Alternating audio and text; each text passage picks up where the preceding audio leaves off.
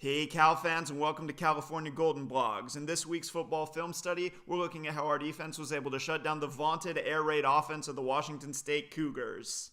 Obviously, Washington State's known as a passing team, but in these first two clips, we're actually going to look at the run game, and we're going to see how Cal's staff was able to make adjustments and then to ride those adjustments for as long as they were working.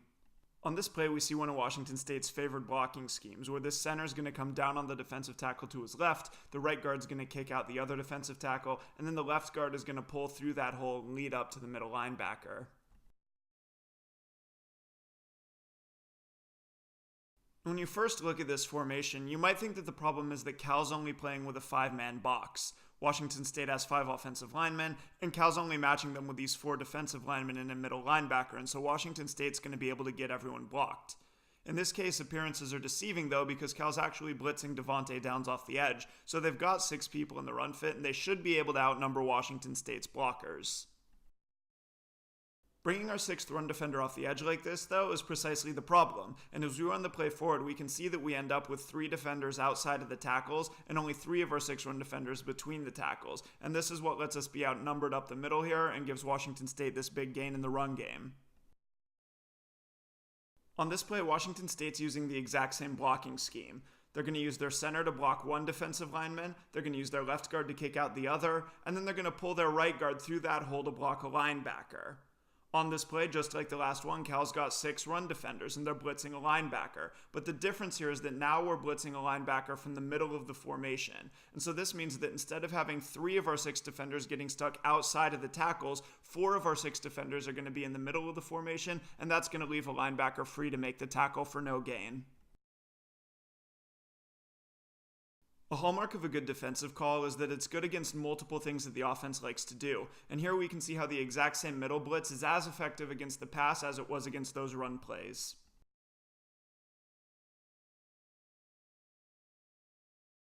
Obviously, this is Washington State, and so none of you are here to talk about the run game. You all want to see sacks and interceptions. So let's look at a couple of the ways that our coverage was able to confuse Falk and lead to some of those sacks and turnovers. Surprisingly, one of the things we did early in the game was to go with a much maligned 3-man rush. Everyone hates it when it's not working, but when it does work, there's really nothing that the offense can do. And the key to this, unsurprisingly, is the pass rush. On this play, watch how Tony McCary is able to split the center and right guard to get pressure and force Falk to step up in the pocket, giving Looney an angle to get the sack.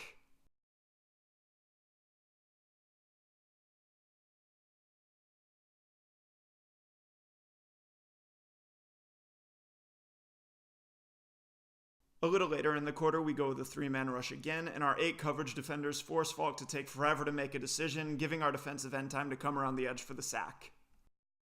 With those middle blitzes and with the 3-man rushes, we're seeing things that we were able to do throughout the game that continued to produce results for us. And we're going to see that with the interceptions that we got in this game, something similar was going on. More specifically, Cameron Bynum came down with 2 interceptions in this game, and as we're going to see now, he did those against the same route concept and out of the same coverage. Now what we see here is that Bynum is running a matchup version of cover 2.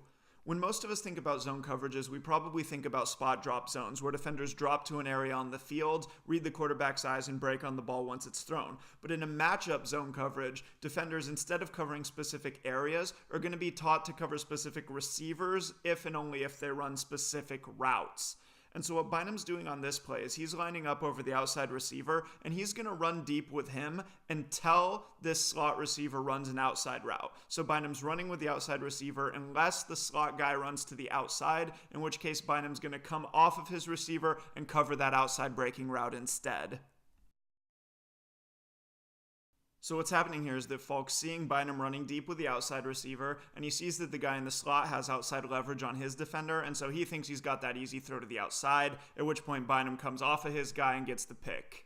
Now on this play, Falk's learned something, or at least he thinks that he has. Washington State's coming back with the exact same route concept, and we can see here that the outside receiver's running down the sidelines and that the slot receiver's coming outside. And so Falk's thinking, okay, if Bynum is going to jump this outside route by my slot receiver, then I'm going to have my outside guy open in the hole behind him. Lucky for us though, although Bynum does initially start to jump that outside breaking route, he shows great awareness of where the throw is going, he sinks, and he gets his 2nd interception of the game. Okay, that's it for today. Check back in 2 more weeks and we'll see how our defense tried to defend Khalil Tate and the Arizona Wildcats. Until then, go Bears!